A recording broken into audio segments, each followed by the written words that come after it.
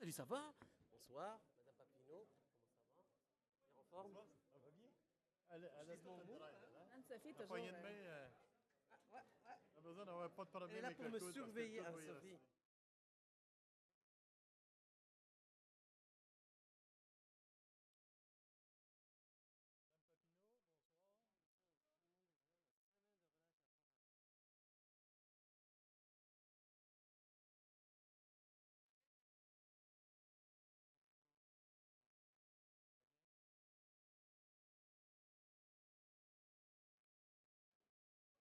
Ni les questions.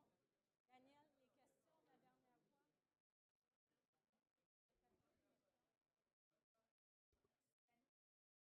Non, pas celui-là, celui de la dernière fois.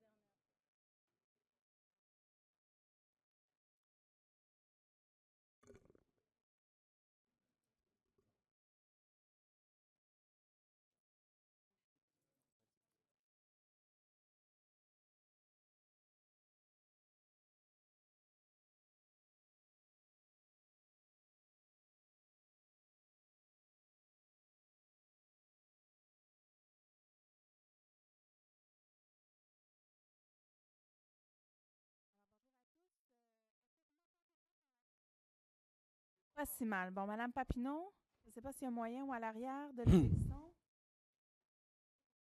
On a un nouveau système de son, là, qu'on fait. Oh boy, là, je pense que c'est plus fort. Je pense que c'est mieux. Je pense que c'est mieux maintenant. On vous entend mieux que moi, je pense, Mme Papineau. Alors, bonjour. Pardon? Non, c'est pas pour ça, inquiétez-vous pas. On va vous entendre bien, bien assez rapidement pour les points du conseil. Donc, permettez-moi de saluer les gens qui sont avec nous dans la salle, qui sont nombreux, et également ceux qui nous écoutent en direct sur le web, mais également ceux qui vont nous écouter en différé. Alors, je vous souhaite un très bon début de soirée. Alors, avant qu'on débute la séance conseil, je vais demander à tout le monde de se lever. On va prendre un moment de recueillement avant le conseil.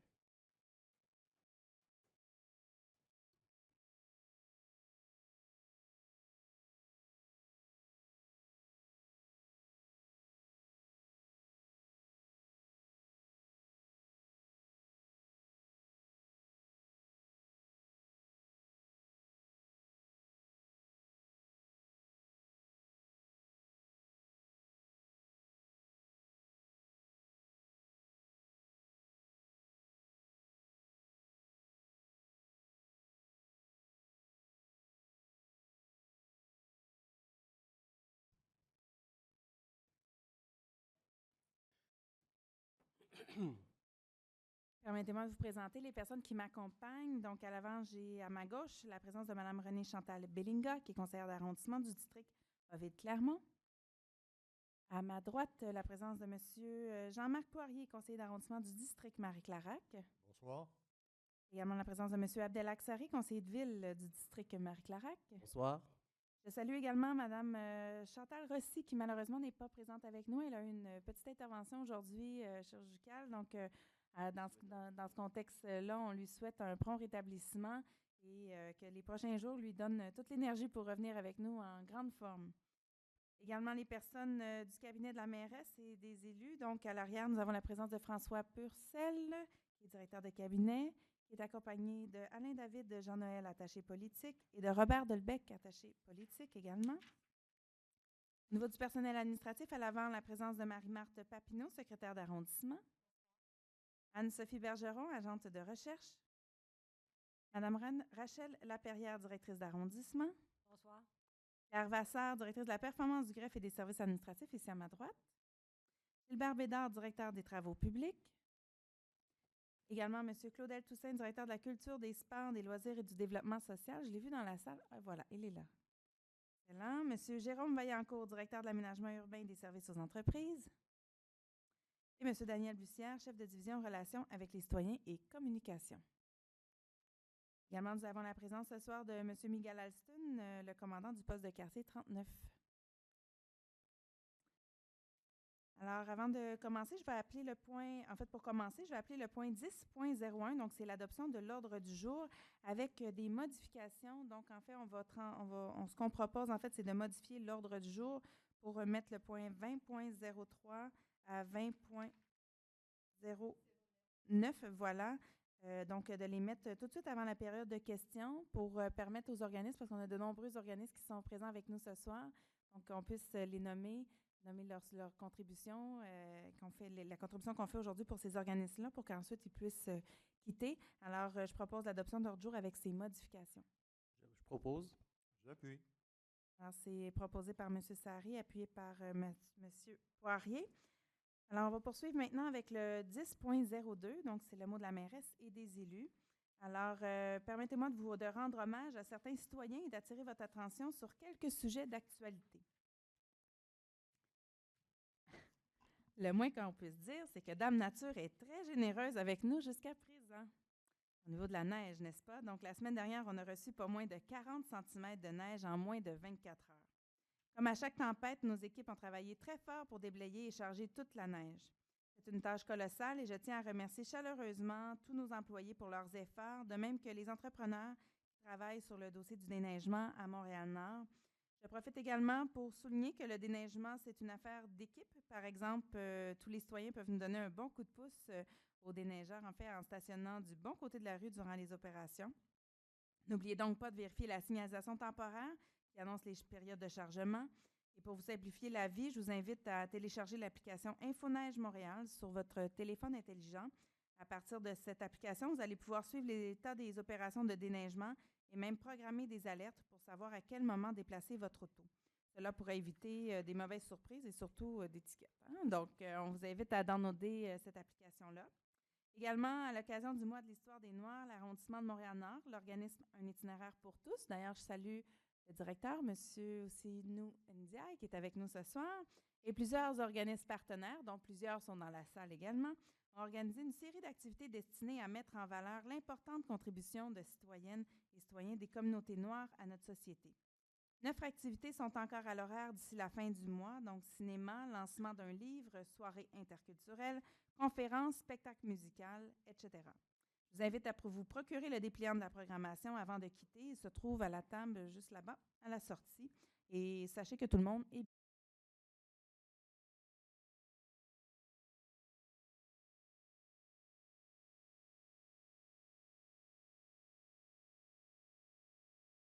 offrait une bourse pour un stage d'été à un jeune danseur ou à une jeune danseuse de Montréal-Nord.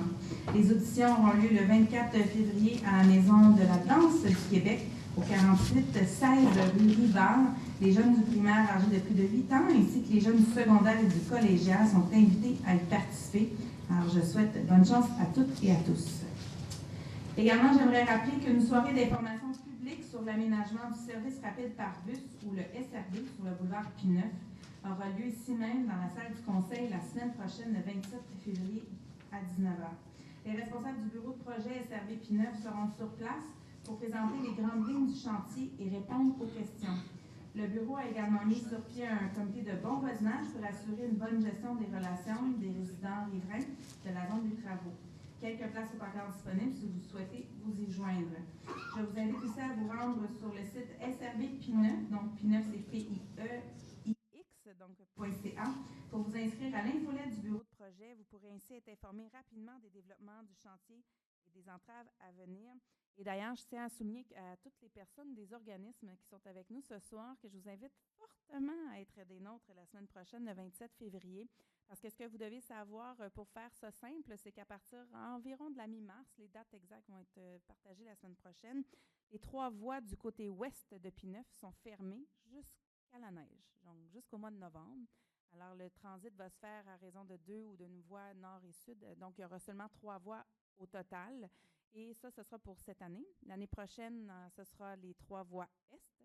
Et la 3e année, ce sera une voie nord, une voie sud qui sera disponible pour les voitures parce que ça va être la construction du SRB. Et la dernière année sera une année d'aménagement. Donc, les travaux qui sont à nos portes sont majeurs et je vous invite fortement à être présents pour au moins comprendre tout ce qui va se passer parce qu'en même temps, vous êtes bien souvent nos porteurs de messages. Vous pouvez permettre à tout le monde de comprendre ce qui se passe et pouvoir voir les mesures qui sont mises en place pour faire en sorte qu'on passe à travers cette situation-là, ces gros travaux-là à Montréal-Nord, et que ça soit le plus facile possible dans le contexte où on doit quand même faire des travaux majeurs. Et en même temps, j'invite, comme à chaque fois que je vais parler du SRB P9 et des travaux, à continuer à encourager nos commerces locaux qui sont sur le boulevard P9 pour la durée des travaux. Aussi, je profite de l'occasion pour faire un suivi ce soir sur l'un des points soulevés par la conseillère Mme Renée-Chantal Bellinga lors du dernier conseil d'arrondissement de janvier, soit l'accès direct à son bureau. Tel que je vous le mentionnais le mois passé, un mandat a été donné à notre direction de l'arrondissement pour trouver une solution pratique et sécuritaire, tant pour les usagers du cabinet que pour ses visiteurs. Depuis, certains travaux ont été amorcés et devraient être complétés d'ici peu, afin notamment que Mme Bellinga puisse avoir accès à son bureau directement en tout temps. Je vais maintenant céder la parole à M. Poirier, qui va nous parler du secteur Marie-Clarac. Bonsoir. Après avoir fait des études sur la circulation dans le secteur Marie-Clarac et travaillé avec un comité de citoyens, nous avons développé une série d'interventions destinées à augmenter la sécurité, les déplacements et le bien-être des usagers dans ce secteur. Une soirée d'information et d'échange sur le sujet a d'ailleurs lieu le 16 janvier dernier. Depuis, un sondage a été mis en ligne dans le but de récolter un maximum de commentaires de la part des citoyens et usagers et bonifier nos propositions. Nous vous encourageons à y participer. Un feuillet précisant l'adresse Internet pour y avoir accès a été déposé sur la table de la sortie. Je vous invite à vous en procurer un. Merci et bonne soirée. Super, merci beaucoup, M. Poirier. Je vais maintenant céder la parole à M. Sari. Merci beaucoup, Madame la mairesse. Bonsoir tout le monde. Alors, comme tous les parents de jeunes enfants, on le sait très très bien, on le sait certainement déjà, la semaine de relâche approche à grands pas. Comme chaque année, des comptes jours à prix abordable seront offerts du 4 au 8 mars pour les enfants de 12 ans et moins. Tous les détails à leur sujet seront sur notre site Internet sous peu. Un dépliant informatif sera également distribué cette semaine dans toutes les écoles primaires et secondaires de l'arrondissement. En plus des comptes jours, des dizaines d'activités gratuites seront offertes dans les bibliothèques et à la MCC pour garder les jeunes occupés pendant leur semaine de congé. La programmation complète se trouvera sur notre site cette semaine. Vous verrez qu'elle est très variée. Activités sportives, cinéma, jeux de société, ateliers créatifs, il y en a pour tous les goûts. Merci. Merci beaucoup, M. Sari. Je vais demander à mes collègues de se lever. On va juste s'installer sur le côté pour le prochain hommage.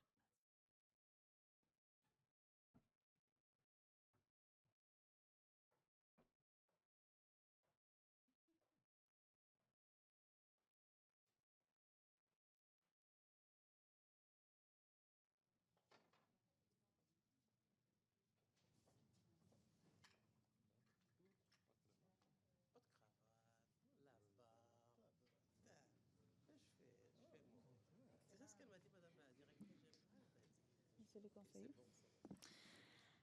Alors, le membre du conseil d'arrondissement désire inviter M. Jean-Paul Guillard de la Société d'histoire et de généalogie de Montréal-Nord et M. Sergio Guterres de l'organisme Les Arts en arts visuels du Nord de Montréal à signer le livre d'art. Vous pouvez vous installer ici. J'ai un mot à vous partager avant la signature. Vous pouvez vous installer ici.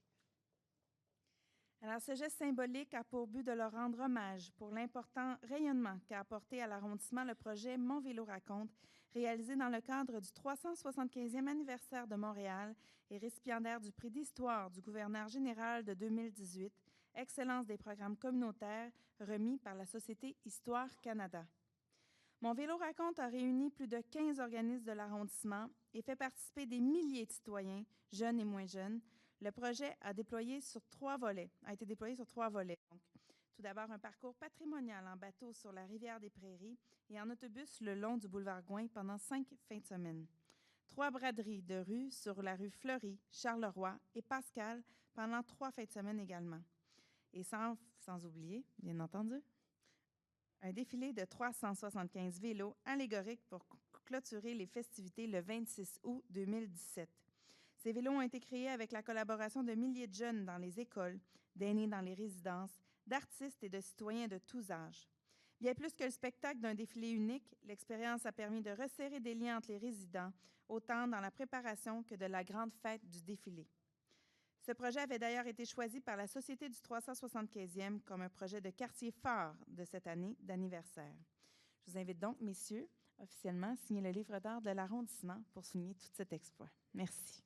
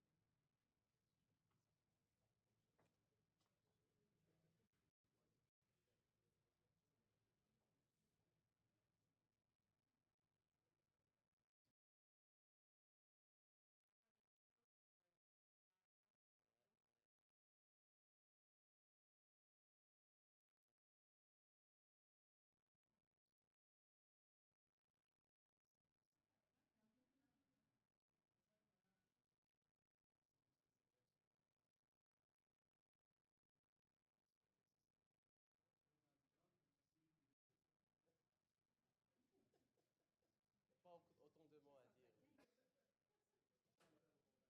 Il n'a pas le vocabulaire de M. Guillard, lui. Ah, on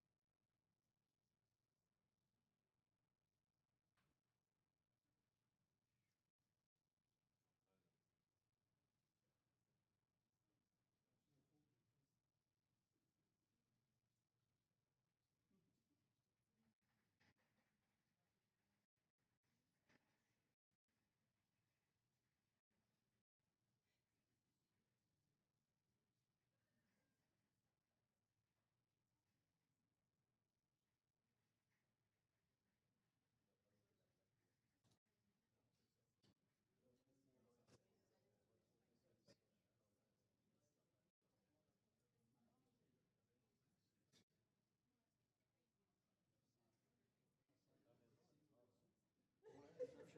C'est toujours ta tour.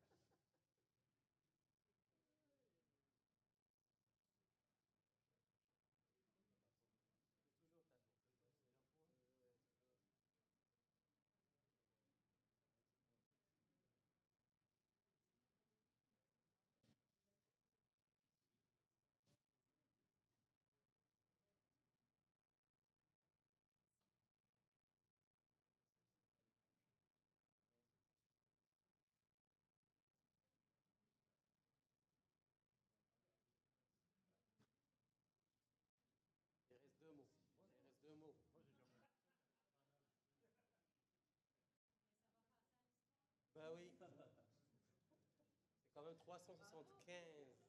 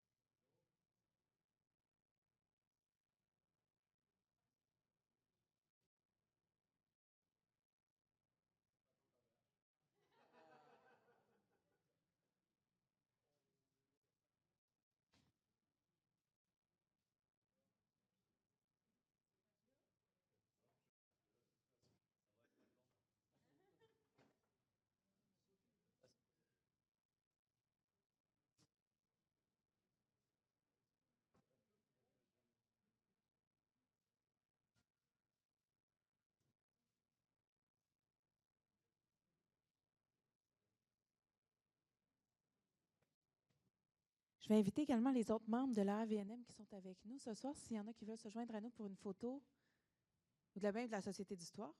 D'autres personnes qui sont là également de la Société d'histoire. Si vous voulez vous joindre à nous pour une photo de groupe.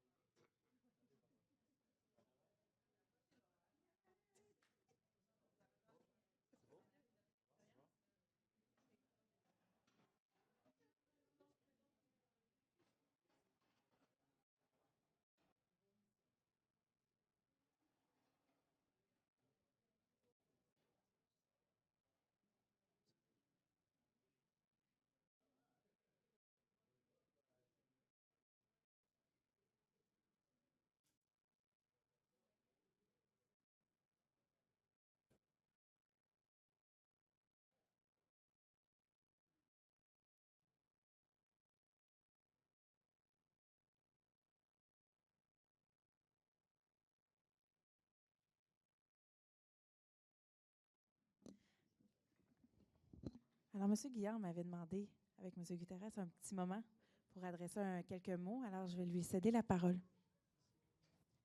Vous aviez besoin de votre petit mot, hein? Et voilà. Ah, prenez votre temps. Est-ce que vous voulez avoir le micro?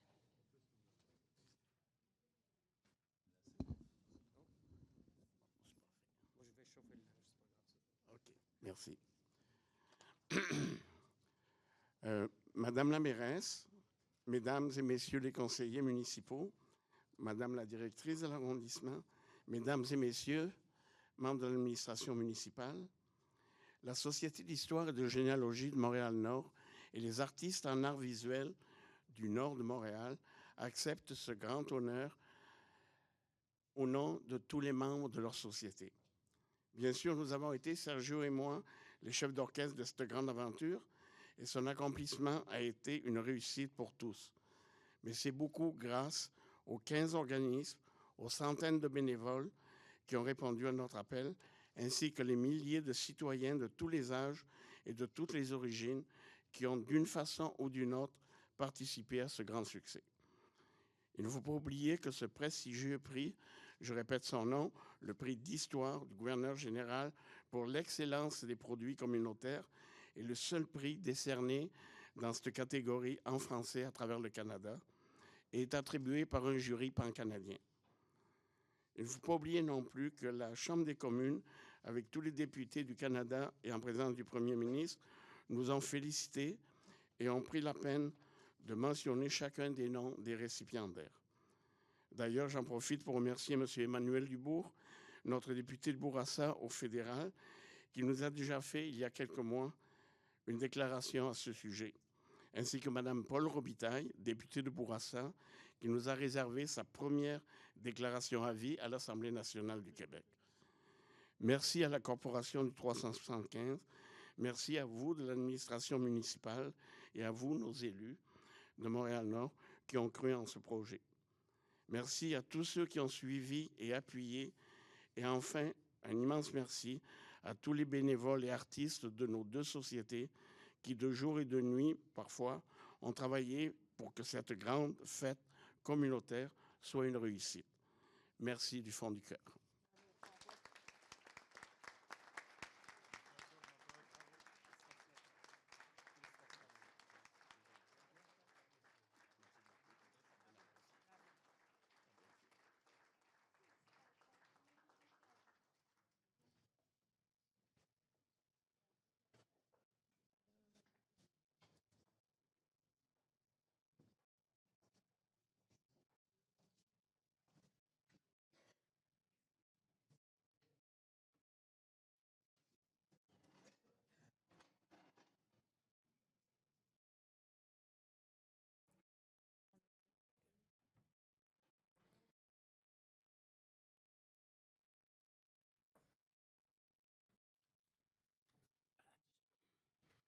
Alors,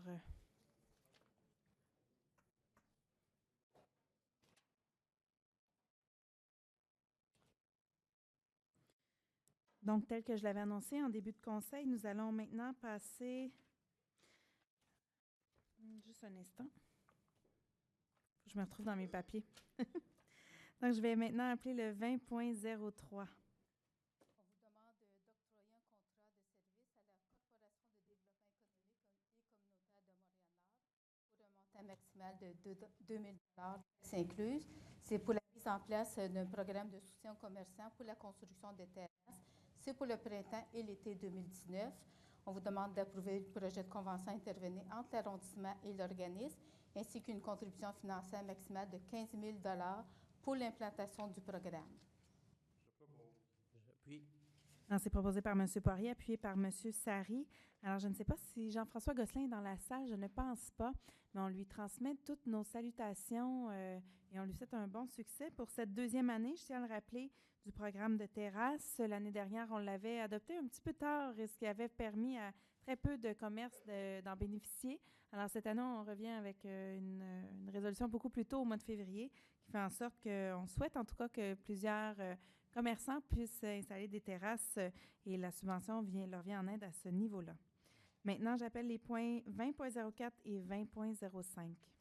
20.04, d'accorder une contribution financière totale de 397 200 aux organismes suivants, soit une somme de 80 000 aux Fourchettes de l'Espoir pour le projet « Ma première expérience de travail », une somme de 40 000 à Rond-Point Jeunesse au travail pour le projet « École d'été », un montant de 40 000 à l'Association de la Place Normandie pour le projet « Parle avec ton rythme », un montant de 35 000 au Centre des jeunes L'Escale pour le projet « Aspirant animateur », une somme de 35 000 à Coup de pouce jeunesse pour le projet « Place à l'entraide », un montant de 30 000 au Centre de pédiatrie sociale de Montréal-Nord pour le projet « Bouger, jouer et communiquer au rythme de votre enfant », un montant de 30 000 à Café Jeunesse multiculturel pour le projet « Oser au féminin », une somme de 40 000 à Café Jeunesse multiculturel pour le projet « Travail de proximité », une somme de 25 000 à Entre parents de Montréal-Nord pour le projet « Comprendre mon ado », une somme de 25 000 à Un itinéraire pour tous pour le projet « Mentorat pour la réussite scolaire », un montant de 17 200 aux productions Candidaton pour le projet « Médiation culturelle ». On vous demande d'approuver le projet de convention à intervenir entre l'arrondissement et les organismes. 20.05, on vous demande d'accorder une contribution financière totale de 138 000 pour l'année 2019 et de reconduire le projet dédié à Priorité Jeunesse 2017-2027 suivant, soit une somme de 55 000 au Centre de formation Jean-Paul Lemay pour le projet Redémarre ta vie en 10 semaines, un montant de 48 000 à Coup de pouce Jeunesse Montréal-Nord pour le projet Programme Père aidant, une somme de 35 000 au Centre des jeunes L'Escale pour le projet Travail alternatif payé à la journée. On vous demande d'approuver le projet de convention à intervenir entre l'arrondissement et ses organismes. je propose. Alors, M. Poirier déclare intérêt. C'était sur les 2 points, M. Poirier? Sur le 20.04, je 04, pense. Hein? 20.04. 20.04. Donc, M. Poirier déclare intérêt sur le 20.04. Sinon, c'est proposé par M. Sari, appuyé par Mme Bellinga. Donc, j'appelle maintenant le 20.06 à 20.09.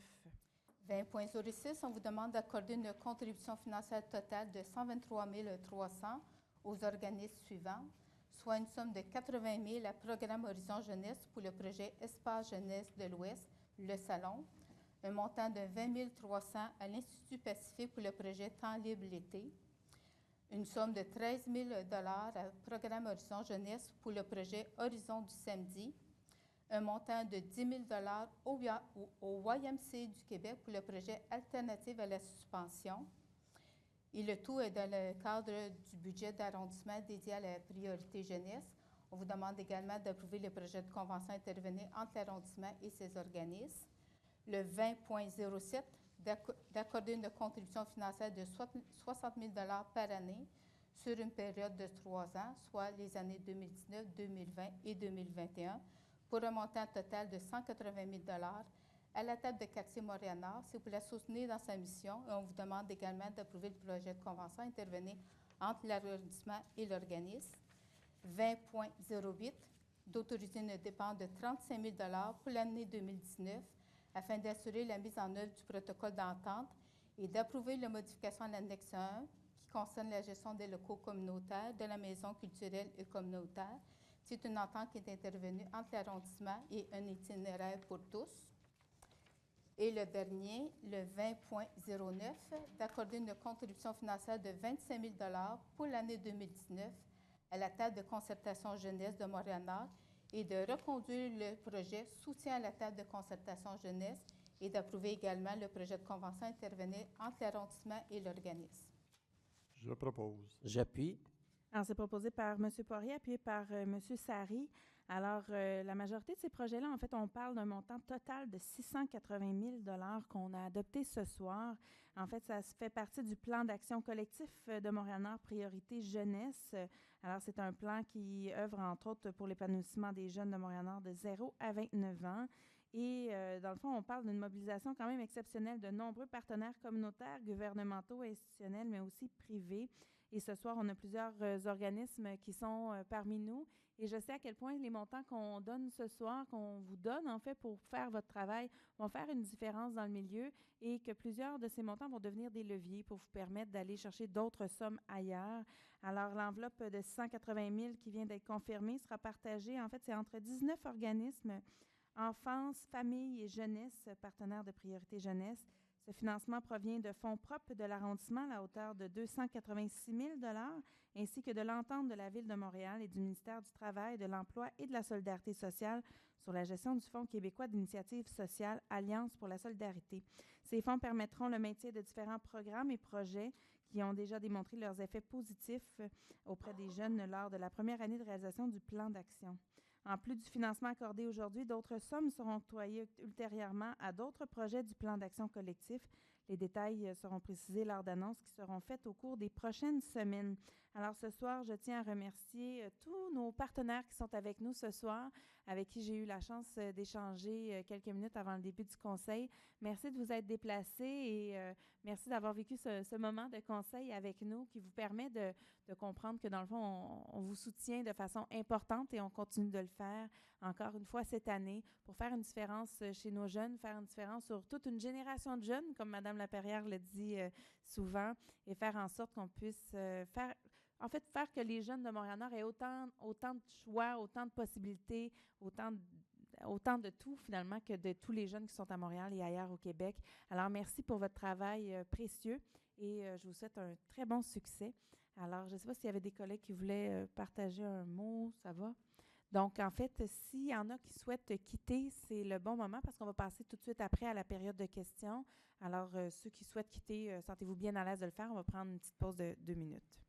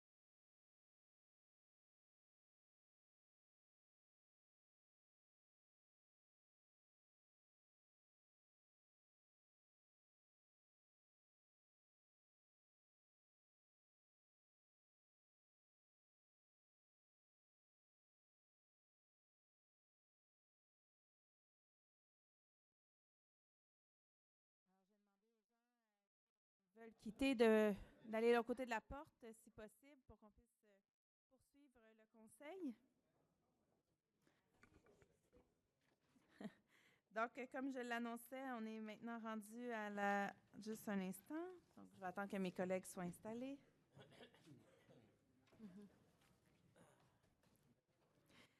Alors voilà, donc on passe à la période de questions. Donc, je vais tout d'abord laisser la parole à Mme Bellinga si elle a une question pour nous. En fait, c'était plus, Madame Black, de souligner la semaine dernière les journées de la persévérance scolaire. Pour une deuxième année consécutive, les élus montréalais se sont engagés à poser des gestes pour soutenir nos jeunes en termes de persévérance scolaire. J'ai eu la chance de rencontrer la famille Pinault du Café Bistrot Pinault, donc sur Charleroi, pour leur remettre un certificat de reconnaissance pour leur contribution à la persévérance scolaire.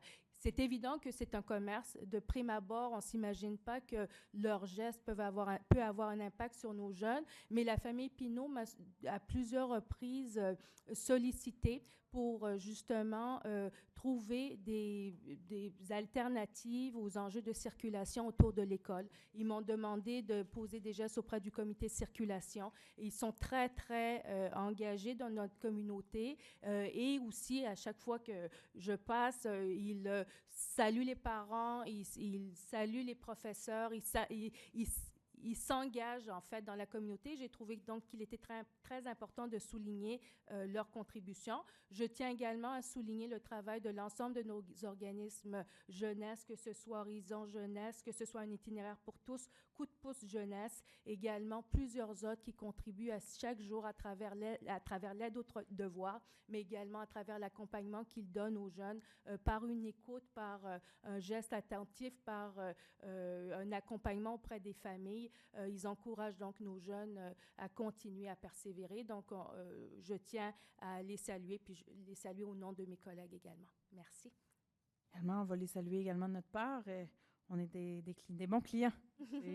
Pinault, juste pour situer les gens qui nous écoutent, c'est à 2 pas de l'Hôtel de Ville. Donc, ils ont plusieurs clients, je pense, qui proviennent de notre organisation. Si tu le permets, Madame la mairesse, dans le même sens aussi, j'aimerais juste le souligner avant que les gens partent un peu de la salle, c'est que le 21 février, le jeudi prochain, ce jeudi-là, la Commission sur la sécurité publique tiendra une commission publique, cette fois-ci sur la sécurité des déplacements des enfants entre l'école et la maison. Et ça, c'est très important parce que la présence je dirais, des citoyens serait très importante, notamment que la commission sera publique. C'est là où on va écouter les citoyens afin d'avoir des recommandations qui vont être citées et rédigées par les membres de la commission et rédiger des recommandations pour le conseil municipal du mois d'avril. Alors, c'est très important la présence notamment de nos citoyens de Montréal-Nord, surtout qu'on entend souvent auprès de nos citoyens qu'il y a quand même un enjeu par rapport au déplacement de nos jeunes. Merci. Merci beaucoup, M. Sarré, pour cet ajout. Alors, on va poursuivre maintenant avec le 10.03, qui est la période de questions du public. Mais avant d'entamer la période de questions des citoyens, je souhaite préciser qu'étant donné que la séance du conseil d'arrondissement est publique, les citoyens qui viennent au micro poser des questions acceptent par le fait même que leurs propos soient diffusés en direct ainsi qu'en différé sur le site Internet de l'arrondissement. Dans ces circonstances et afin de préserver vos données personnelles, nous vous demandons de ne pas divulguer au micro votre adresse. Alors, ce soir, nous avons 4 questions. Je vais tout d'abord demander à M. Pierre Lacombe de venir au micro.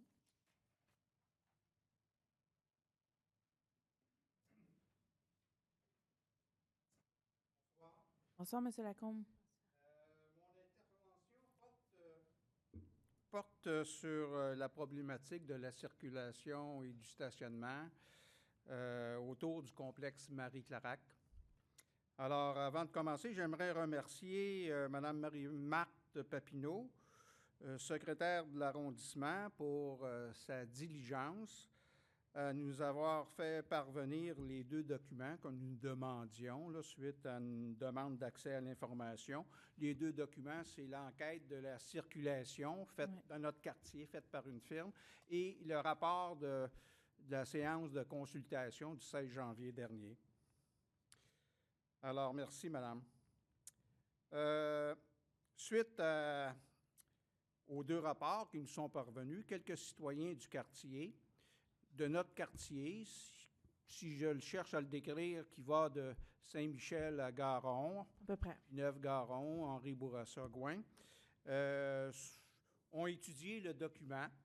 On s'est réunis pour partager nos réflexions, notre vision de la problématique.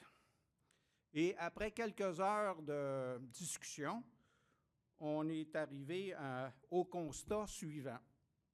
Alors, je vais exprimer le constat et je vais poser une question. Alors, suite à l'étude des deux documents, on constate, et là, je vais le lire pour ne pas me mélanger les pinceaux, là. Alors, il nous est apparu évident que le problème que nous vivons dans notre quartier est causé par l'ajout des clientèles, des institutions Marie-Clarac au fil des années. Et nous ne sommes pas d'avis, que des investissements faits par l'arrondissement dans le béton et dans l'asphalte soient pertinents.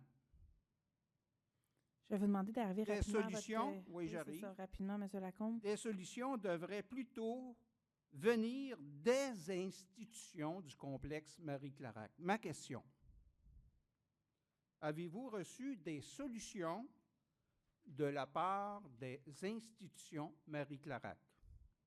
En fait, là-dessus, je vous dirais qu'on c'est des grands partenaires avec qui on fait affaire régulièrement. D'ailleurs, la soirée de consultation du 16 janvier était à même leurs locaux qui nous ont généreusement prêtés. Donc, dans ce contexte-là, c'est des partenaires avec qui, de premier plan, autant que les citoyens avec qui on fait affaire régulièrement. Alors, de leur côté, ils font partie de la réflexion, des solutions également. Donc, ils amènent leurs propositions, de même que les citoyens amènent les leurs. Et vous comprendrez qu'au-delà du fait que effectivement, la clientèle de l'hôpital, de l'école et du pôle Marie-Clarac a augmenté. Il en demeure pas moins que les rues autour avoisinantes sont des rues de la voie publique, là. Donc, dans ce contexte-là, nous, on se doit d'intervenir et d'ajuster le cadre autour de nos rues pour faire en sorte qu'on puisse rendre, entre autres, le quartier plus sécuritaire. Nous, c'est notre priorité actuellement, de rendre ça plus sécuritaire. Alors, voilà. Donc, c'est ce que je vous dirais. Nous, on a une responsabilité puis un rôle également à avoir, là. Mais nous en sommes venus à constater que la cause de la situation vient des institutions de ce pôle-là.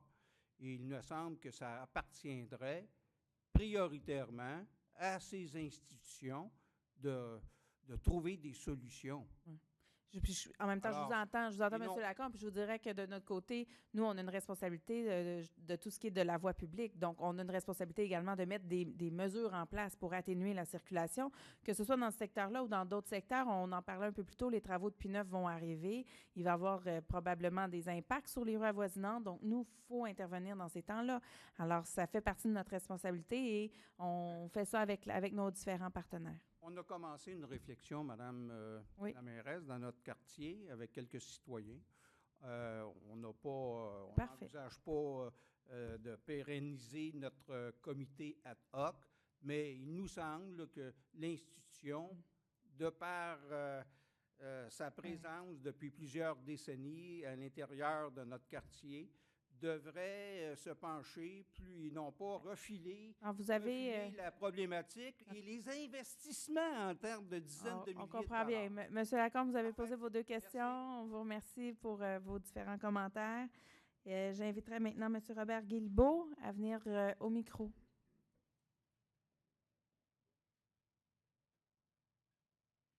Bonsoir. Bonsoir. Mon nom est Robert Guilbeault. Je demeure dans le secteur de l'école Marie-Clarac. Oui. Et puis, le sujet apporté ce soir, il va y avoir des études qui vont être faites au niveau de la sécurité aux abords des écoles. Moi, j'aimerais vous faire une petite parenthèse au niveau d'un article qui est paru dans le Journal de Montréal le 4 février dans la rubrique de Daphne Hacker. Le chaos empire autour des écoles. Je pense que c'est un sujet simplement pas au niveau de notre arrondissement, absolument, c'est global. Absolument. Il faut voir d'une façon globale. Et puis, le même article fait allusion à une proposition qui me semble intéressante, qui rejoint un petit peu ce que M. Lacombe mentionnait, à savoir que ce n'est pas à nous, en tant que citoyens, de défrayer le coût d'une nouvelle infrastructure pour assouplir les dos d'âne et des ci, des ça. D'ailleurs, je vais faire une petite parenthèse au niveau de... Je vais vous demander rapidement. Oui, d'accord. Dans ce cas-là, je ferai un autre... la proposition avancée par cette dernière, ben, disons, c'est pas sa proposition, mais plutôt la proposition de la mairesse Valérie Plante est la suivante.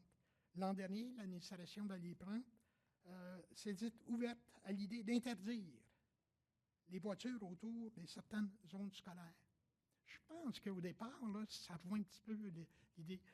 C'est qu'en interdisant nécessairement, on va alléger boulevard, la rue des Laurentides, entre autres, et puis, d'accord, les gens vont être obligés de se stationner à l'extérieur. Oui.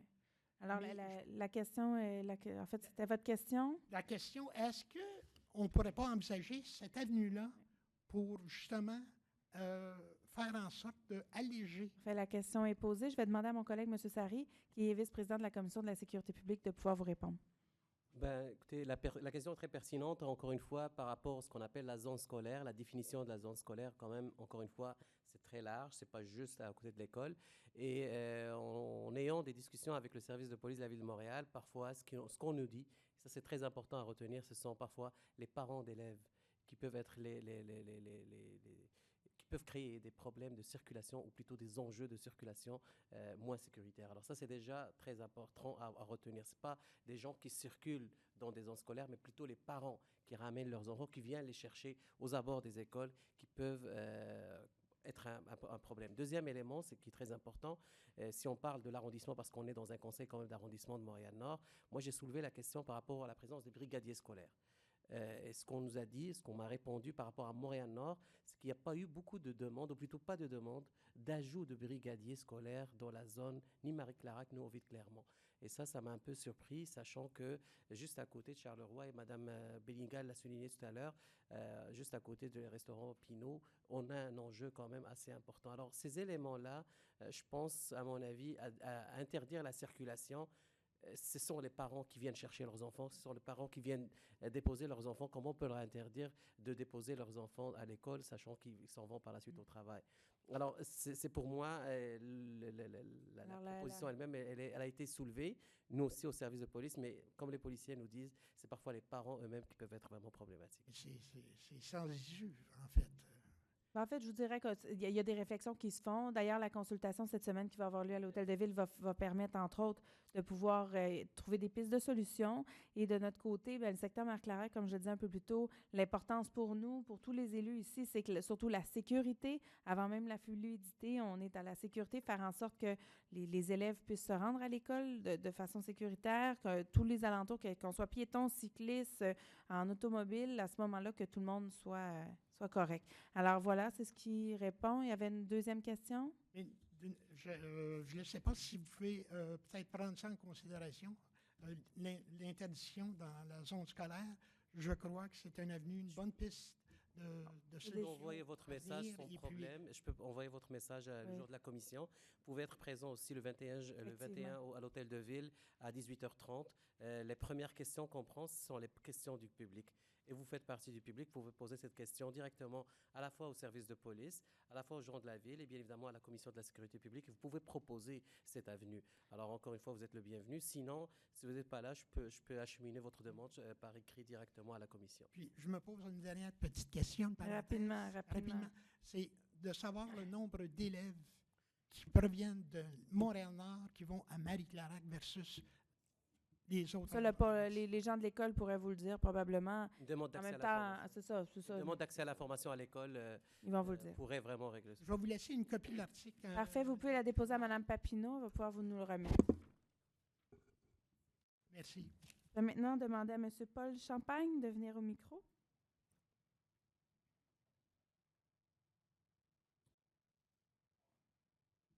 Bonsoir tout le monde. Bonsoir, M. Champagne. Pour la troisième fois et la dernière, je vous le promets. Est-ce qu'il y a des entrepreneurs qui vous roulent dans la farine souvent comme ça? parle des lampadaires piétons dans mon coin, là. M. Bédard, décembre, m'a affirmé qu'il y a un entrepreneur qui allait tout régler ça, il a tout changé. Il y a 700 lampadaires là, qui sont défectueux, qui fonctionnent, en tout cas, les anciens. What the... Et la question, M. Champagne, où on en est rendu? Ben oui. Monsieur On est Bédard, le je 18 février aujourd'hui. Oui, effectivement. Alors, M. Bédard, pouvez-vous nous donner un topo sur les lampadaires?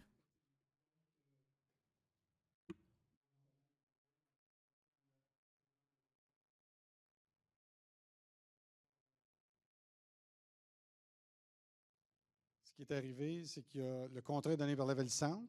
La Ville-Centre a donné le contrat à une entreprise. Entreprise, quand il est venu le temps d'effectuer les travaux, il y a eu un litige avec Hydro-Québec qui dit, avec la distance, le peu de distance qu'il y a des câbles aériens, cet entrepreneur-là n'est pas certifié. Donc, il y a un litige présentement entre Hydro-Québec et la Ville de Montréal pour régler le dossier. La Ville-Centre, les ingénieurs sont là-dessus pour trouver des solutions et en priorisant les endroits qui sont très problématiques, il y a des lampadaires qui ne fonctionnent pas. Donc, c'est ça la situation. C'était prévu, comme je vous l'avais dit, et tout à coup, il y a eu un changement à 180 degrés. Ah, j'avais peur de ça, mais c'est ce qui est arrivé. Alors, est-ce qu'il y a une Ils deuxième ont question, M. installé, Champagne? Une trentaine d'années, il n'y a pas ce problématique-là. Ils ont installé ces poteaux. Il y en a 14 pieds, il y en a 16 pieds, ça dépend, là. Mais... C'est juste une question d'entrepreneur certifié pour faire les travaux. Hydro-Québec ne reconnaît pas l'entrepreneur qui a été choisi par la Ville de Montréal. La Ville de Montréal n'a pas pensé à ça? Non. Écoutez, il faut voir là, les questions là-dessus. Nous, ce qu'on fait en tant qu'arrondissement, on représente le citoyen, on fait de la pression auprès de la Ville-Centre pour être certain que ce service-là soit donné le plus rapidement possible.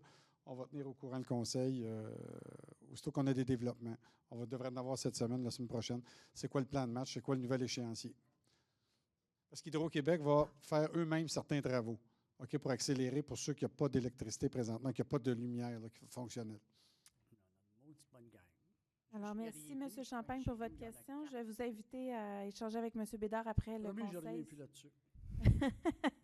Ah ben, vous savez, vous pouvez venir ici poser des questions comme vous voulez, il n'y a aucun problème. Je vais maintenant demander à Yamina. Voilà, Yamina Smaël, à venir au micro.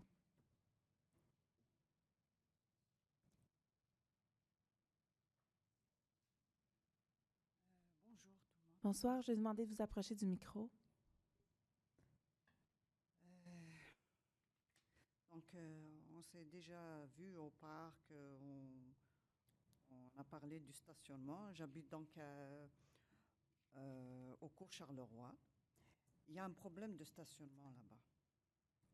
Donc, je ne sais pas si il y aura des solutions, mais il y a peu de place. Il y a des personnes qui possèdent 3, 4 voitures ou je ne sais pas, ou c'est les autres qui viennent stationner là-bas. Et le stationnement réservé aux habitants, j'appellerais ça un ravin et non pas un stationnement. Donc, c'est impossible de stationner là-bas. Il y a beaucoup de... avec l'ajout du verglas, et j'entame une autre question. Donc, je ne sais pas quand est-ce qu'on va déglacer. Je marche beaucoup quand on va déglacer tous les trottoirs sur Garon, sur Hébert. J'ai marché cet après-midi en pleine rue, tout en regardant en arrière. Troisième question, donc, clinique transformée en salon de toilettage, alors qu'il y a un nombre criant de cliniques et manque d'infrastructures pour les citoyens qui attendent beaucoup pour avoir un rendez-vous chez un médecin. Et aussi l'éclairage aussi au niveau toujours des cours Charleroi. Oui. Donc, je comprends que vous avez plusieurs questions. On va peut-être tenter de répondre au maximum qu'on peut ce soir. Okay. Donc, en fait, en ce qui concerne les cliniques, en fait, je comprends que c'est des cliniques de médecins, c'est ce que vous dites. Donc, ça, c'est une situation qu'on est bien au courant à Montréal-Nord. En fait, on a un désert de cliniques médicales. Alors, avec le PDG du CIUS, donc du Centre de santé, M. Abergel, on est en grande discussion avec lui et eux travaillent très, très fort pour amener des médecins ici à Montréal-Nord. Alors, ça fait partie de nos préoccupations. C'est sûr que ça ne relève pas entièrement de l'arrondissement, mais on exerce quand même un rôle d'influence auprès du centre de santé pour qu'ils puissent faire des changements en ce sens-là. Également, au niveau du stationnement des cours Charleroi, bien écoutez, c'est vraiment une situation qui est particulière où est-ce que vous vivez. Vous n'êtes pas la première à venir nous partager cet état de fait-là au conseil d'arrondissement. En même temps, je vous dirais que c'est les stationnements en pente là, que vous avez. Il y a quelques alternatives qui peuvent être faites. Probablement que M. Vaillancourt pourrait vous donner des alternatives. Entre autres, il y a certains citoyens de Montréal-Nord qui ont des cours de cette même façon-là de garage très inclinés, qui vont mettre des structures de bois pour faire en sorte que ça soit plus élevé. Ça facilite un peu les choses, mais bien entendu, nous, de notre côté, c'est du cadre bâti, c'est déjà existant, alors on ne peut pas faire de changement en tant que tel ou exiger aux propriétaires ou à autres de le faire. Donc, dans ce contexte-là, on comprend bien, mais malheureusement, les outils qu'on a pour pouvoir vous aider sont assez limités. Et en ce qui concerne l'éclairage, ça, c'est un sujet qu'on pourra voir avec M. Bédard pour aller vérifier sur place dans quelle mesure, de toute façon, on a vos coordonnées. Alors, l'équipe de M. Bédard pourra vous contacter pour qu'on regarde un peu vos attentes par rapport à ça, qu'est-ce qu'il y en est. Peut-être qu'il y a des lumières de brûler aussi, donc ce sera à vérifier qu'est-ce qu'il y en est. Et finalement, la quatrième question, sur le déglaçage des trottoirs. Oui. Bien, en fait, ce soir, vous êtes la première à nous poser une question sur la neige, mais on se doute bien que plusieurs citoyens de Montréal-Nord doivent avoir plusieurs questions ce soir sur le déneigement et sur le déglaçage des trottoirs. Vous devez savoir que l'hiver actuel est particulièrement difficile pour nos cols bleus et pour les contracteurs avec qui on fait affaire, et c'est comme ça à travers Montréal, à travers le Québec. Alors, on fait vraiment le maximum pour donner la priorité, entre autres, aux trottoirs, faire en sorte qu'on les déglace. On comprend qu'il y a des défis actuellement et qu'on a à mettre les bouchées doubles. Monsieur Bédard, je ne sais pas si vous voulez venir ajouter des éléments sur le déglaçage.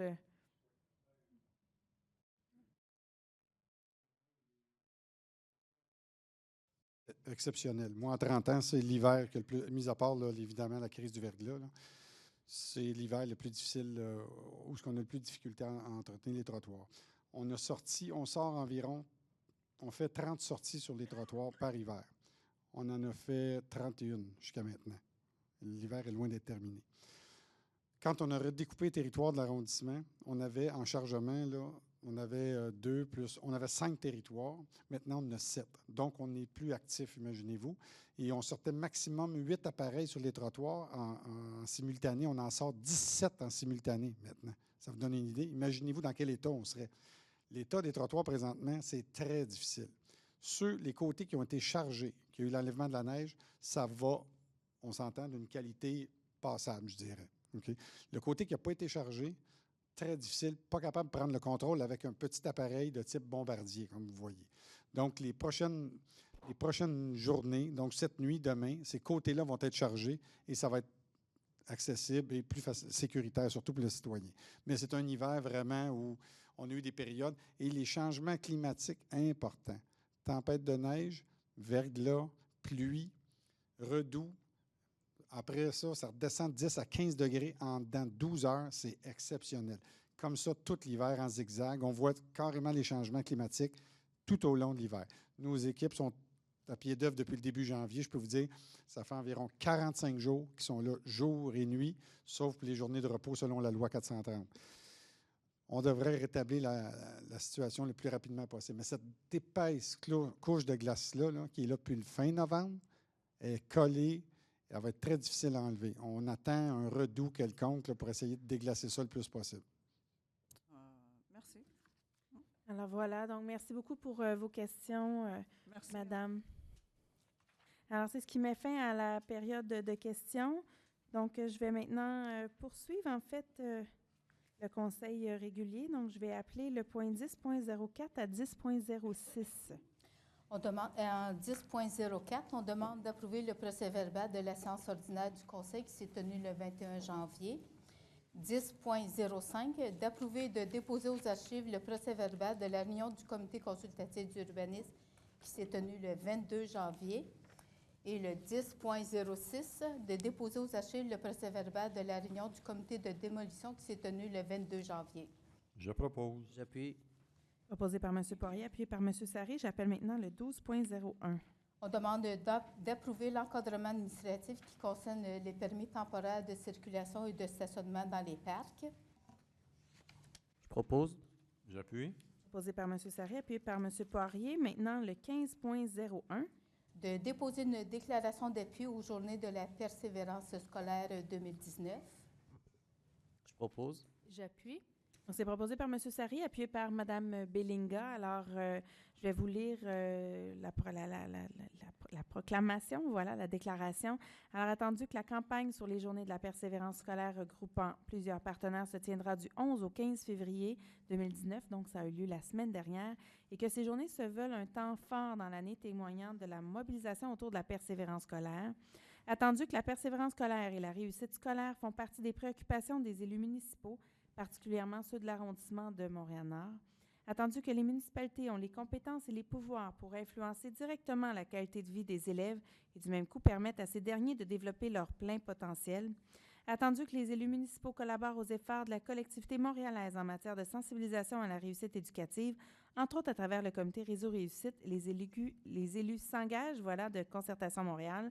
Attendu que l'arrondissement de Montréal-Nord et la Ville de Montréal se sont engagés, en concertation avec l'ensemble des partenaires gouvernementaux, institutionnels, communautaires et privés, agissant auprès de la jeunesse, dans la réalisation d'un ambitieux plan collectif d'action collective sur 10 ans Priorité Jeunesse.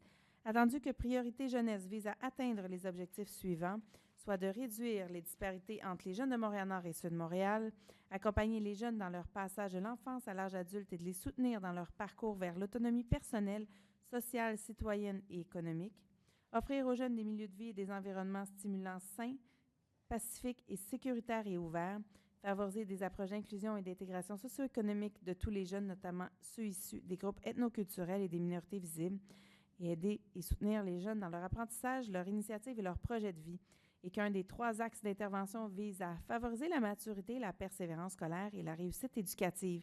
Il est donc recommandé que le conseil d'arrondissement proclame la semaine du 11 au 15 février 2019 comme étant celle des journées de la persévérance scolaire dans l'arrondissement de Montréal-Nord.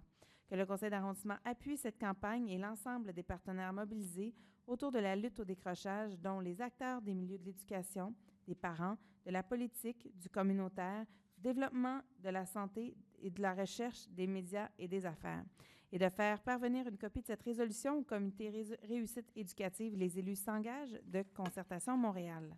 Alors, c'est donc déposé et adopté. J'appelle maintenant le 20.01 et 20.02. Le 20.01, on demande d'octroyer à Métro Média un contrat pour l'année 2019 pour la publication de l'arrondissement dans le journal Le Guide de Montréal-Nord et d'autoriser une dépense maximale de 85 000 taxes incluses, ainsi que d'approuver l'entente intervenir entre l'arrondissement et l'entreprise. 20.02, excusez-moi. Allez-y, Mme Papineau. D'octroyer à la Société de verdissement de Montréal métropolitain pour un montant maximal de 82 500, les taxes sont incluses, un contrat de service professionnel pour la réalisation de plans et de vie, la fourniture de végétaux et de mobilier collectif. C'est dans le cadre de notre programme des ruelles vertes 2019.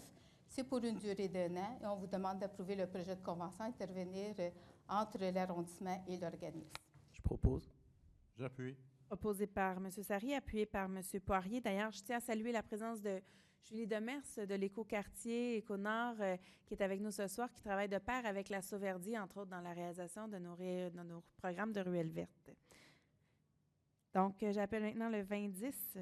D'accorder une contribution financière de 600 $ à la Fondation du Collège Marie-Victorin. C'est pour la tenue de la soirée annuelle du mérite scolaire qui aura lieu le 22 mai 2019. C'est afin de contribuer à la remise de 2 bourses à des étudiants qui se sont démarqués, et ça même le budget discrétionnaire des élus. Je propose. J'appuie. Proposé par M. Poirier, appuyé par M. Sari. J'appelle maintenant le 30.01 et 30.02. 30.01, on vous demande d'approuver de déposer le rapport mensuel en date du 31 décembre 2018. 30.02, on vous demande d'approuver de déposer le rapport sur l'exercice du pouvoir délégué en date du 31 décembre 2018. Je propose. J'appuie. Proposé par M. Poirier, appuyé par M. Sari. On passe maintenant au 30.03 à 30.05. 30.03, on vous demande d'autoriser une dépense maximale de 95 392,63. Les taxes sont incluses auprès de Aquatechno spécialistes aquatiques. C'est pour l'achat de produits chimiques relatifs au fonctionnement de 2 piscines intérieures, de 4 piscines extérieures ainsi que de 11 pataugeoires de l'arrondissement. C'est un contrat pour l'année 2019 et c'est conforme avec l'entente-cadre qui est intervenue entre la Ville et cette firme. 30.04, d'entériner une dépense de 500 $, les taxes sont incluses, auprès du club Richelieu Henri Bourassa.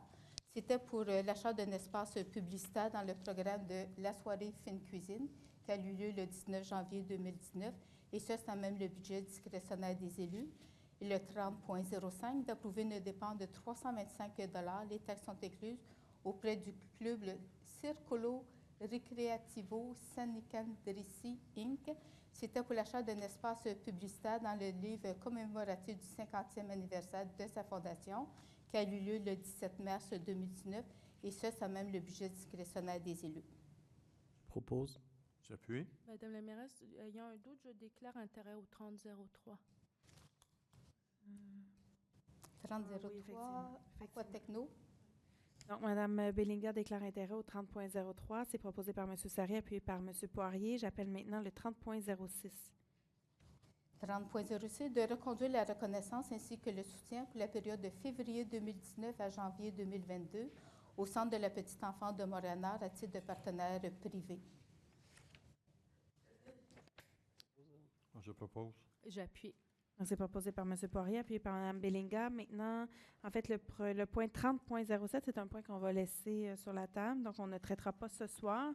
Donc, il est retiré. On va poursuivre maintenant entre le point 30.08 à 30.10, s'il vous plaît. 30.08, on vous demande d'adhérer au plan d'action visant la mise aux normes des clôtures ceinturant l'ensemble des installations aquatiques extérieures qui est située sur le territoire de Montréal et d'accepter l'offre de service du service des grands parcs du Mont-Royal et des sports. C'est pour la gestion ainsi que la réalisation des projets d'aménagement. C'est conformément à l'article 85 de la Charte de la Ville de Montréal, Métropole du Québec. Le 30.09, d'autoriser l'engagement de l'arrondissement de Montréal-Nord dans la poursuite du projet d'espace culturel mixte interarrondissement de Montréal-Nord et Huntsic-Cartierville, tel qu'il a été défini dans l'avant-projet, ainsi que sa participation au budget d'immobilisation, au budget de fonctionnement. Le tout est dans le cadre du programme de rénovation, d'agrandissement et de construction des bibliothèques de la Ville de Montréal. Et le 30.10, d'accepter l'offre de service de la Ville-Centre et de mandater la direction du service de la culture pour la gestion des redevances pour la diffusion de musique qui est publiée lors d'activités ou d'événements dans l'arrondissement auprès de l'organisme Résonne. Et le tout est en vertu de l'article 85 de la Charte de la Ville de Montréal, Métropole du Québec. Je propose. J'appuie. C'est proposé par M. Poirier, appuyé par M. Sari. J'appelle maintenant le 40.01 à 40.05. 40.01, de donner une motion présentée et déposée en vue d'adopter une séance ultérieure le projet de règlement RGCA 19-10-0008 qui concerne le droit de visite et d'inspection. Le 40.02, de déposer le procès-verbal de la séance de consultation qui s'est tenue le 22 janvier 2019 à 18h45 et d'adopter le règlement RGCA 11-10-0007-9 qui modifie notre règlement sur les projets particuliers de construction, de modification ou d'occupation d'un immeuble, et le tout était afin de modifier les limites des secteurs et d'ajouter des catégories de projets. Le 40.03, de déposer le procès-verbal de la séance de consultation qui s'est tenue le 22 janvier 2019, à 18h45 et d'adopter le règlement 1563-9 qui modifie notre règlement sur le lotissement. C'est afin de faire correspondre la terminologie avec celle du règlement de zonage, le fond du 1562. Le 40.04, de déposer le procès-verbal de la séance de consultation qui s'est tenue le 22 janvier 2019 à 18h45 et d'adopter le second projet de règlement RR 1562.047 qui modifie notre règlement de zonage afin de modifier diverses dispositions, et ce pour l'ensemble du territoire de l'arrondissement. Le 4005, de déposer le procès-verbal de la séance de consultation qui s'est tenue le 4 février à 18h45 et d'adopter le second projet de règlement RR 1562.048 qui modifie notre règlement de zonage afin de modifier diverses dispositions concernant, entre autres, la transformation du cannabis, et ce pour l'ensemble du territoire de l'arrondissement. Je propose. J'appuie. Proposé par M. Poirier, appuyé par M. Sari. Alors, j'appellerai maintenant le 4006 à 4007. 4006, de déposer aux archives le certificat de la secrétaire d'arrondissement, de déposer le procès-verbal de correction et d'adopter le règlement RR 1562.046 qui modifie notre règlement de zonage afin de modifier la hauteur maximale ainsi que le taux d'occupation du sol qui est applicable à la zone R28-768, soit le secteur Albert-Hudon, entre le boulevard Gouin et le boulevard Léger. Le 4007, de déposer aux archives le certificat de la secrétaire d'arrondissement et d'adopter la résolution PP-033 afin d'autoriser la construction d'un pavillon dans le parc Henri-Bourassa qui est situé au 6100 rue Pascal. Le tout est en vertu de règlement sur les projets particuliers de construction, de modification ou d'occupation d'un immeuble. Je propose. J'appuie. Proposé par M. Sari, appuyé par M. Poirier, le 40.08. D'adopter le règlement RM 1530-13 sur l'immobilisation et le stationnement afin de réger la signalisation temporaire. Propose. J'appuie. Proposé par M. Sari, appuyé par Mme Bellinga. J'appelle le 4009 à 4012. 4009, de déposer le procès-verbal de correction afin de modifier la résolution CA 18-10-461 en ajoutant le dépôt du projet de règlement RGCA 19-10-004 qui autorisait un emprunt de 1 397 000 pour la réalisation de travaux d'éclairage de rue ainsi que le remplacement de lampadaires et les travaux de réfection de pavage et de trottoir. Le 4010, c'est de déposer le procès-verbal de correction afin de modifier la résolution CA 18-10-460 en ajoutant le dépôt du projet de règlement RGCA 19-10-005 qui autorisait un emprunt de 505 000 pour les travaux de réaménagement de parcs, espaces verts et pistes cyclables. Le 40.11, de déposer le procès-verbal de correction afin de modifier la résolution CA 18-10-462 en ajoutant le dépôt du projet de règlement RGCA 19-10-006 qui autorisait un emprunt de 4 818 000 pour la construction du programme de réflexion et de protection des bâtiments de l'arrondissement. C'est tout? 40.12. Et 4012 également. 12 aussi? Oui. OK. Je vais pas mon souffle. C'est votre tour. 42, de statuer sur une recommandation du comité consultatif d'urbanisme, soit de permettre une marge avant de 2,96 mètres au lieu de 4,5 mètres. Ça concerne le 6793 place Pascal Gagnon. Le tout est en vertu de notre règlement sur les dérogations mineures. Je propose. J'appuie. Proposé par M. Poirier, appuyé par M. Sari. J'appelle maintenant le 4013 à 40.16. 4013, de statuer sur une recommandation du comité consultatif d'urbanisme, soit de permettre une marge avant de 1,99 mètres au lieu de 6 mètres. Ça concerne le 3285 boulevard Gouin et c'est en vertu de notre règlement sur les dérogations mineures. Le 4014, de statuer sur une recommandation du comité consultatif d'urbanisme, soit de permettre l'occupation par un lieu de culte centre communautaire islamique de la Belle-Province au 10 963 avenue Massé, et le tout est en vertu de notre règlement relatif aux usages conditionnels. Le 40.15, de statuer sur une recommandation du comité consultatif d'urbanisme, soit de refuser l'occupation par le lieu de culte Église universelle du Royaume de Dieu, qui voulait avoir un usage pour le 9865 boulevard Saint-Michel, et c'est en vertu du règlement relatif aux usages conditionnels. Et le 4016, de statuer sur une recommandation du comité consultatif d'urbanisme, soit de permettre le remplacement des portes principales, la modification des marquises, l'ajout d'une fenêtre ainsi que la rénovation de l'escalier extérieur du bâtiment qui est situé au 11 130 boulevard Pineuf, et c'est en vertu de notre règlement relatif au plan d'implantation et d'intégration architecturale. Je propose. J'appuie. Donc, c'est proposé par M. Poirier, appuyé par M. Sari. J'appelle maintenant le 5001 à 5002. 50.01, on vous demande de titulariser M. Mostafa Massar à titre d'électrotechnicien. C'est un groupe de traitement 22. C'est à la division du soutien technique de la Direction des travaux publics et c'est à compter du 23 février 2019. 5002, de titulariser M. François Urtubis à titre de peintre. C'est un groupe de traitement 15. C'est à la division du soutien technique de la Direction des travaux publics et c'est à compter du 23 février 2019. Propose. J'appuie. Alors, proposé par M. Sari, appuyé par M.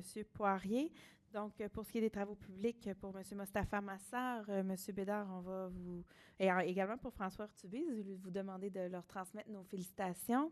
Également, donc, je vais maintenant appeler le 50.03. 50.03, de nommer Mme Farah Austin à titre d'agent de bureau. C'est à la division des ressources financières et matérielles de la Direction de la performance du greffe et des services administratifs, avec une période d'essai de 8 semaines, et c'est à compter du 19 février, et c'est en vue d'un statut permanent à cet emploi. Propose. J'appuie. Proposé par M. Sarret, appuyé par Mme Bellinga, donc en fait aux ressources financières. Donc, Mme Austin était déjà bien présente dans nos équipes depuis un bon moment. Alors, vous la féliciterez pour cette nouvelle étape dans sa carrière, Mme Vassar. Également, j'appelle donc le 5004. De nommer Mme Julie Arnaud à titre de chef de division des parcs. C'est à la Direction des travaux publics. C'est avec une période d'essai de 12 mois et c'est à compter du 23 février 2019. Je propose. J'appuie. Proposé par M. Sarri, appuyé par appuyé par M. Poirier. Voilà. Non, c'est toujours rendu dans les derniers points. Alors voilà, donc le 50.05, c'est un point qu'on ne traitera pas ce soir, donc on le laisse également sur la table. Et le dernier point, le 60.01, donc... On demande de déposer au conseil municipal le bilan annuel 2018 de l'arrondissement sur l'application du règlement sur l'utilisation des pesticides 04-041. Je propose. J'appuie. Alors, proposé par M. Poirier, appuyé par M. Sarri. Donc, on arrive maintenant à la fin du conseil, donc les prochains événements culturels. Donc, à la Maison culturelle et communautaire en musique, Charlot et les Mademoiselles Cello, 5 ans et plus, le 3 mars. Les athlètes de la flûte à bec de 6 à 12 ans, le 9 mars prochain. En humour, On dessine pour les 5 à 12 ans, le 24 février. Des ateliers de danse, donc d'improvisation en danse pour les 5-12 ans, du 5 au 8 mars. Du côté du théâtre, donc Ma petite boule d'amour pour les 6 à 12 ans, le 17 mars, en plus du cinéma et des expositions. Donc, vous voyez qu'il y a plusieurs activités, entre autres dans la semaine de relâche. Donc, on vous invite à en profiter. Maison Brignon-dit-Lapierre, il y a une conférence, le Montréal irlandais, le 20 février. Également une visite guidée, le Montréal irlandais, donc le 24 février cette fois-ci. Un conte Le Vœu, le 1er mars. Et en musique, l'accordéon s'en fout, le 15 mars. Par la suite, au niveau de nos bibliothèques, il y a des activités pour les jeunes pendant la semaine de relâche, donc des films en rafale toute la semaine, des ateliers Lego pour les 5 à 14 ans, il y a plusieurs dates, conception de jeux vidéo, des tournois d'échecs cotés, c'est ce que je comprends. Alors, des activités pour les adultes également, ateliers Parlons français à plusieurs dates, conférences sur l'art comme thérapie le 28 février, rencontre avec Pénélope McQuaid et Alain Labonté le 10 mars, conférence sur les services pour aînés en CLSC le 14 mars. Également, dans le cadre du mois de l'Histoire des Noirs, il nous reste encore plusieurs activités, comme je le mentionnais en début de conseil, que ce soit du cinéma, lancement de livres, soirée interculturelle, conférences, musique, cinéma, soirée de parole et exposition en cours. Haïti, un autre regard avec Richardson d'Orville, en fait, qui expose ses photos à la Maison culturelle et communautaire. Alors, c'est ce qui met fin aux activités. D'ailleurs, vous pouvez trouver, je pense, à l'arrière toute la programmation, également sur nos sites Internet et sur la page Facebook de l'arrondissement. Sinon, on vous attend le 18 mars prochain à partir de 19h pour le prochain conseil d'arrondissement. Sur ce, je vous souhaite une très bonne soirée. Merci.